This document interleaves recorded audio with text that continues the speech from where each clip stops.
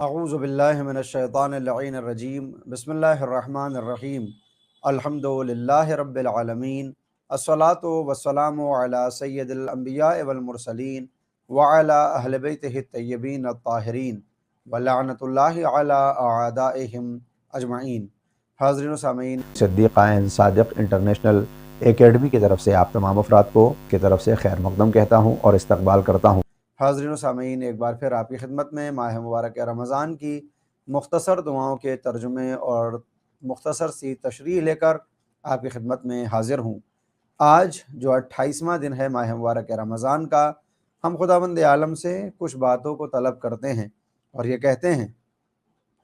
اللہم وفر حظی فیہ من النوافل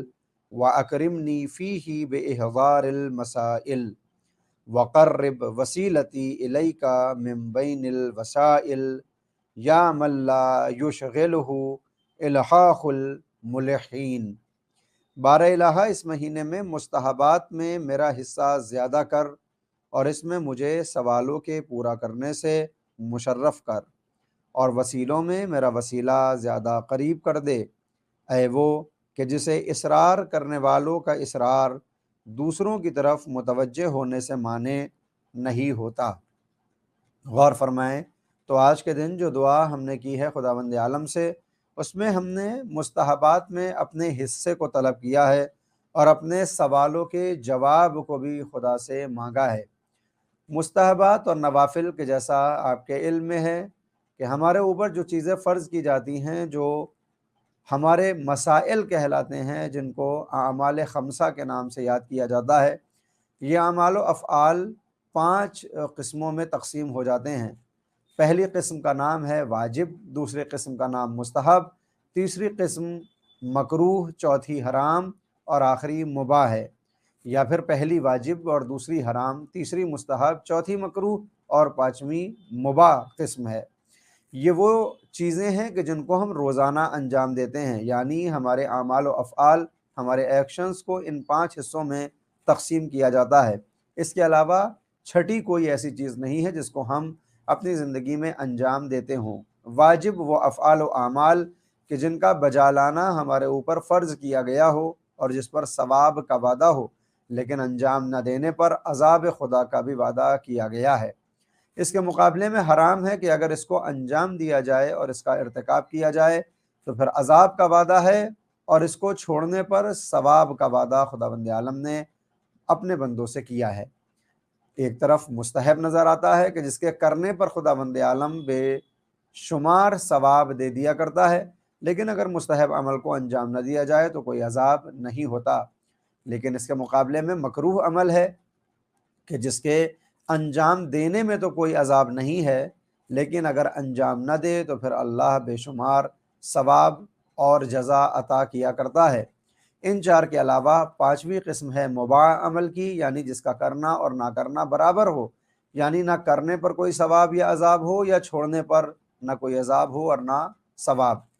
مثلاً پانی کا پینا، مجھے پیاس لگی ہے، میں نے گلاس اٹھا کر پانی پیا، نہ یہ واجب ہے، نہ مستحب، نہ مکروہ اور نہ حرام، بلکہ یہ مباح عمل ہے۔ میرے پانی پینے سے نہ مجھے ثواب ملنے والا ہے نہ مجھے عذاب ملنے والا ہے، یا میں اگر پانی نہ پیوں تو نہ مجھے کوئی عذاب ملنے والا ہے اور نہ کوئی مجھے ثواب ملنے والا ہے۔ لہٰذا ہمارے اعمال و افعال انہی 5 قسموں میں تقسیم ہو جاتے ہیں۔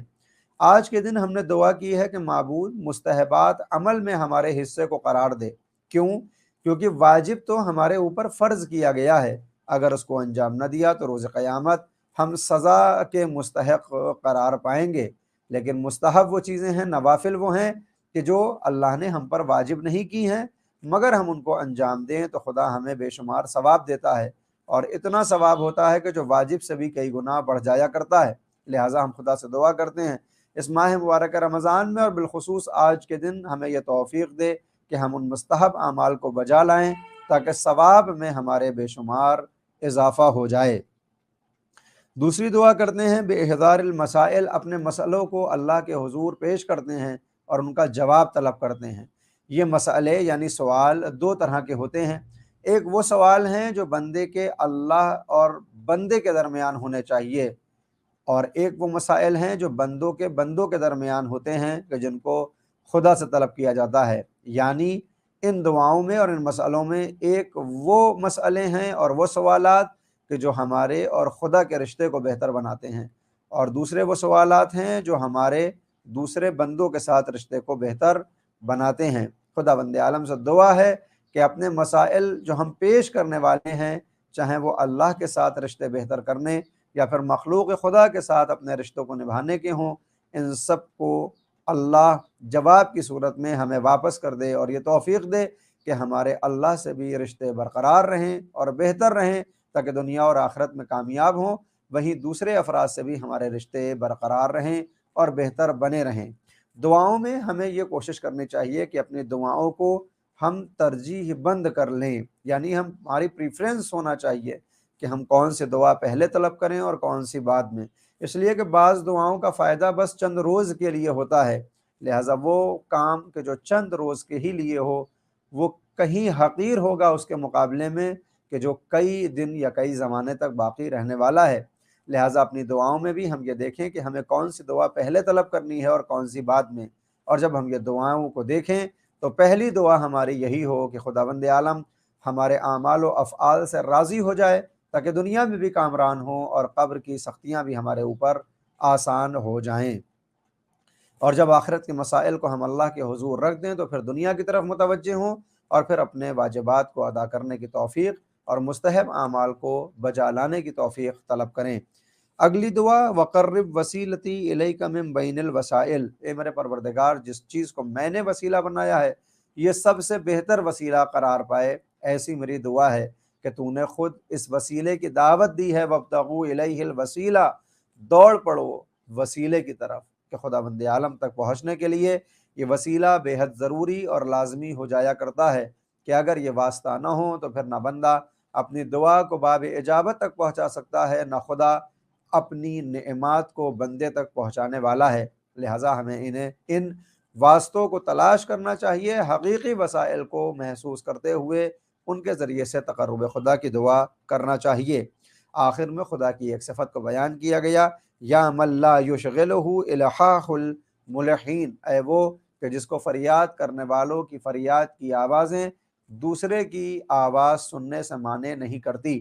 عام طور پر ہماری دنیا میں یہی ہوتا ہے کہ جب ہم کسی ایک کی باتوں کو سننے لگیں تو پھر دوسرا اگر اپنی باتوں کو کہے تو ہم اس کو نہیں سنیں گے، اور اگر سنیں گے تو پہلے کی بات سننا چھوڑ دیں گے، مگر اللہ وہ ہے جو ایک ہی وقت میں اپنے تمام بندوں کی تمام باتوں کو سنتا ہے، اور بندوں کی ٹکراتی ہوئی آواز اس تک پہنچنے سے مانے نہیں ہوتی اور اس کے علم تک یہ تمام باتیں پہنچتی ہیں۔ ہاں اتنا ضرور ہے کہ کچھ اعمال و افعال ہیں جو ہماری دعاؤں کو باب اجابت تک پہنچنے سے اور روک دیا کرتے ہیں، کہ دعائے کمیل میں مولا متقیان علی بن ابی طالب علیہ الصلوۃ والسلام نے بھی یہی فرمایا، اللہم اغفر لی الذنوب التی تحبس الدعاء، اے میرے پروردگار میرے ان گناہوں کو بھی معاف کر دے کہ جو دعا کو حبس یعنی قید کر لیتے ہیں۔ اس دعا سے یہ معلوم ہوتا ہے کہ کچھ گناہ ایسے ہیں جو ہماری دعا کی آواز کو اللہ تک پہنچنے ہی نہیں دیتے، لہٰذا ہم ان کو تلاش کریں، ان کو دور کریں اور دعا کریں کہ معبود ہمارے تمام گناہوں میں ان گناہوں کو بھی معاف فرمائے۔ اپنی دعا خیر میں ہم سب کو یاد رکھیں، ماہ مبارک اپنے اختتام پر ہے، زیادہ سے زیادہ مستحب اعمال کو بجا لائیں تاکہ یہ مبارک مہینہ ہمارے لیے ویسا سعادت مند بن جائے جیسا اللہ نے اس کو بنایا ہے۔ وآخر دعوانا ان الحمدللہ